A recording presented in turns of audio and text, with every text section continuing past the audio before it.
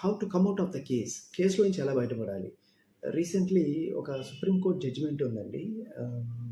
Basing on the NDPS act. Naina Poom versus state of Uttar Pradesh. Here appellant is అంటే accused appellant అవుతారు supreme కోర్ట్‌లో special leave పిటిషన్‌లో వేసేటప్పుడు. And the respondent అంటే జనరల్‌గా పోలీస్ వాళ్ళు ఉంటారు, స్టేట్ ఉంటారు.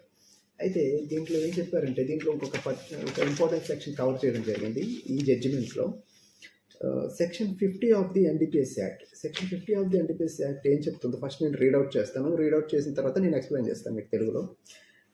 The first submission made by the Ajit Sharma అంటే అపీలెంట్ వాళ్ళ యొక్క advocate appointed as amicus curiae is of the violation of the safeguard provided in section 50 of the NDPS Act. How to come out